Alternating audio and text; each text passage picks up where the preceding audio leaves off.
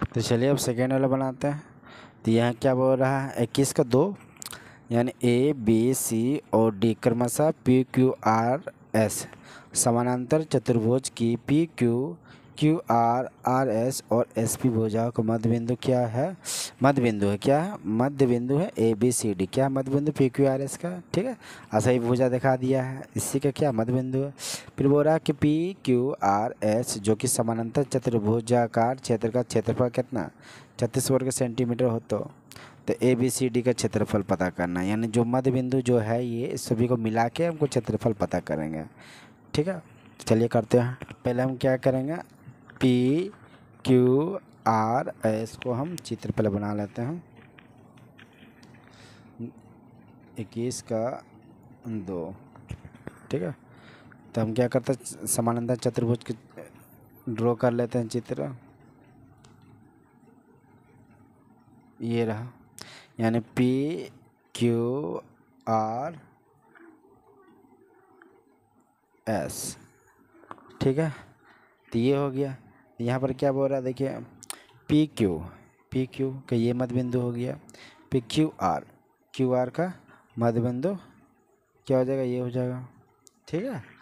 और देखिए, और यहाँ पर क्या बोल रहा है, यहाँ पर बोल रहा है कि आर एस का मध्य बिंदु ये हो जाएगा और एस पी का मध्य बिंदु ये हो जाएगा, एस पी है ना, एस पी का मध्य बिंदु ये है। तो देखिए यहाँ पर क्रम में दिया हुआ ए बी सी डी, यानी पी क्यू पहला नंबर पी क्यू है, तो यानी ये हमारा ए हो जाएगा, ये हमारा बी हो जाएगा, ये हमारा सी हो जाएगा, ये हमारा डी हो जाएगा। देखिए पी क्यू बोल रहा था, यानी जो ए है ये है इसका पहला मध्य बिंदु, उसके बाद क्यू आर है तो यानी ये हो जाएगा। तो देखिए, तो इसको हम कैसे बनाएंगे, सभी को हम मिला देते हैं, मिला दे रहे हैं, चलिए मिला दिए।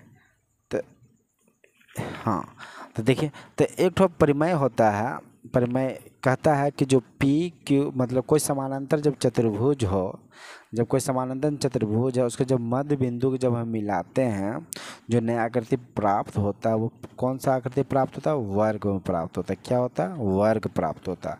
यानी जो ए बी सी डी अब जो देख रहे हैं ये क्या है, वर्ग है, ठीक है। जो नया आकृति बना है ये क्या है, वर्ग है। कोई भी चतुर्भुज या समानांतर चतुर्भुज के मध्य बिंदु को जब हम मिलाते हैं तो जो नया आकृति मिलेगा वो हमें क्या होगा, वर्ग होगा। और दूसरी बात, और देखिए जो इसका अंदर की जो आकृति होती है, तो जो चतुर्भुज का क्या होता है, हाफ होता है, मतलब जो चतुर्भुज होगा उसका क्षेत्रफल का आधा होगा। तो यानी इसका जो एरिया कितना दिया, 36 दिया है ना। तो 36 दिया, तो यानी अंदर वाला जो वर्ग जो आएगा आंसर, यानी ये B C D A B C D का जो आंसर आएगा ये 18 हो, क्योंकि इसका आधा हो जाएगा ना। तो हम इसको क्या लिखेंगे, हम इसको लिखेंगे कि जो चतुर्भुज है पी क्यू आर एस का जो क्षेत्रफल है क्या है, 36 वर्ग सेंटीमीटर है ना, 36 वर्ग सेंटीमीटर है। और देखिए क्षेत्र इतना है, ठीक है। और क्या ये समानांतर चतुर्भुज है क्या, तो पहले समानांतर चतुर्भुज लिख देते हैं, चतुर्भुज पी क्यू आर एस समानांतर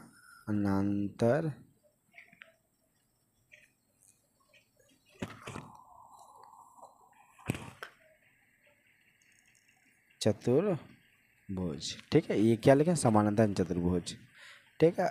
जो कि इसका एरिया दिया 36 वर्ग सेंटीमीटर, यानी इसका पूरा एरिया क्या है, 36 है, मगर जो अंदर की जो आकृति है जो कि वर्गाकार है उसका क्या होता है, इसका जो जो चतुर्भुज है उसका आधा होता है, ठीक। तो यहाँ पर हम इसको लिख देते हैं कि समानांतर चतुर्भुज, रुकिए, समानांतर चतुर्भुज का भुजाओं का मध्य